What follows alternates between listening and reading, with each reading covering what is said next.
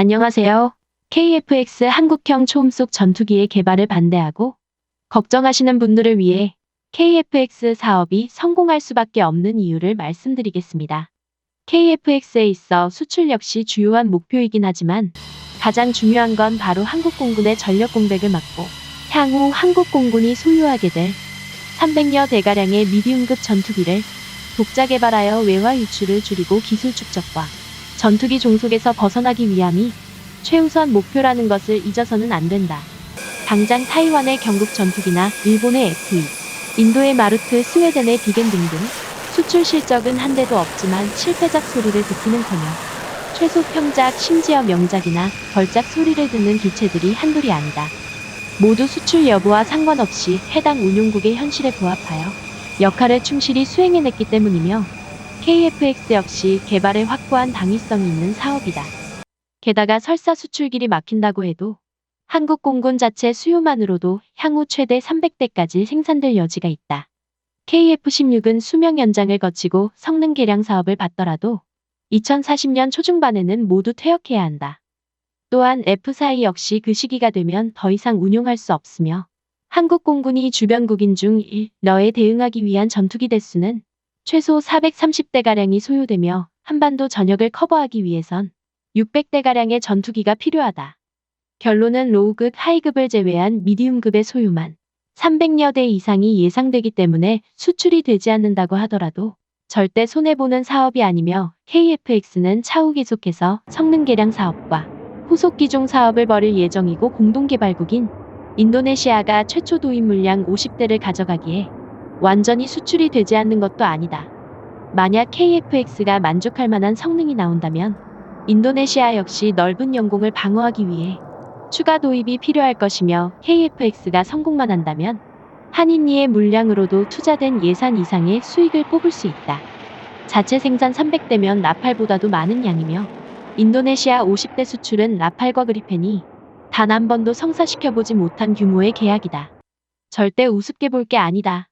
또한 타국은 전투기 개발에 수십조를 소유한 점을 들어 개발 비용 6조가량의 KF-X 사업을 가능성이 없는 사업으로 단정짓는 경향이 큰데 KF-X는 비슷한 체급인 라팔 유로파이터, F3, F-35와는 개발 진행 과정이 아예 다른 기종으로 100% 독자 기술 개발 전투기가 아닌 그리펜의 개발 모델을 따르고 있다. 라팔과 유로파이터 등의 기종은 처음 개발될 당시에 이 전투기들을 위한 신형 엔진 개발 플러스 완전히 새롭고 독자적인 소프트웨어 및 하드웨어 개발 등 필연적으로 많은 예산을 잡아먹을 수밖에 없는 구조를 가진 채 출범했다.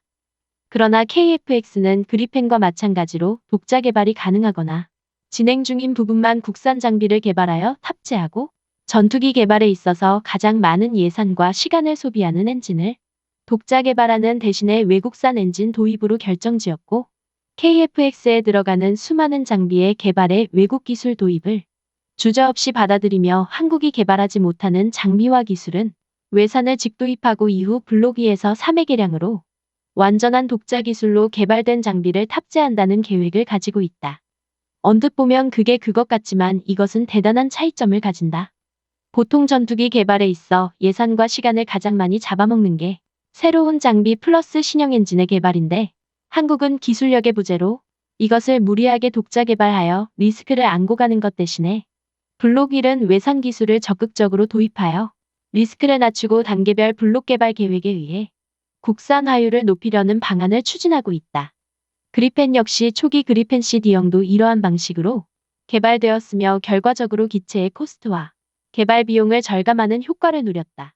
그리고 이러한 개발 방식은 전투기뿐 아니라 국산 무기에서도 종종 보이는 개발 방식으로 한국형 구축함 사업 역시 초기 KDX 일시절에는 외국산 장비를 적극적으로 도입했었고 이후 KDX2부터 국산화율을 높이기 시작했다.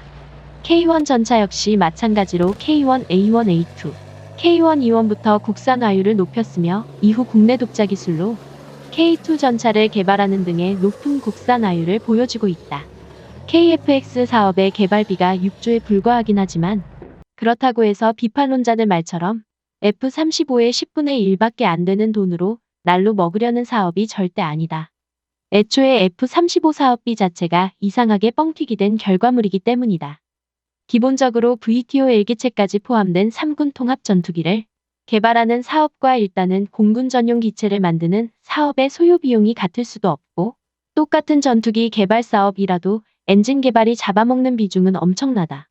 그 엔진도 처음에는 F-135 하나가 아니라 대체 엔진이라는 명목으로 F-136이라는 엔진이 하나 더 10년이 넘는 기간 동안 개발되다가 결국 취소되면서 개발비가 전부 매몰 비용 처리되기도 했다. 라팔과 유로파이터 타이푼이 최대 10배에 이르는 개발비 상승을 겪은 것은 사실이지만 둘 모두 유럽 지역에서 냉전의 해체와 군축이 겹치면서 불거진 개발 당위성에 대한 문제 제기와 이로 인한 일정의 지연이 개발비 상승에 큰 지분을 차지했다.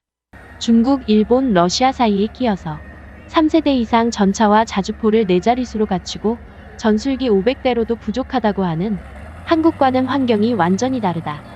그리고 간과하기 쉬운 문제인데 예시로 든 라팔도 엄연히 해공군 통합기체다 보니 자중 문제부터 시작해서 개발하는 동안 이것저것 곤란을 겪은 게 한둘이 아니다. 엔진 수입해서 만드는 공군 전용 기체 개발비가 라팔 유로파이터 따라잡으면 그거야말로 진지하게 방산 비리를 의심해봐야 할 일이다. 비교를 하자면 차라리 개발비 최대 100억로 추산되는 공군 전용 기체인 수-57과 비교하는 편이 정당할 것이다. 비록 러시아의 인건비가 저렴하다고 하지만 엔진 개발 비용이 들어가지 않으며 단계별로 성능을 추가할 계획인 KF-X의 특성상 블록1 단계에서 6조 원이면 그다지 무리한 액수도 아니다. 감사합니다.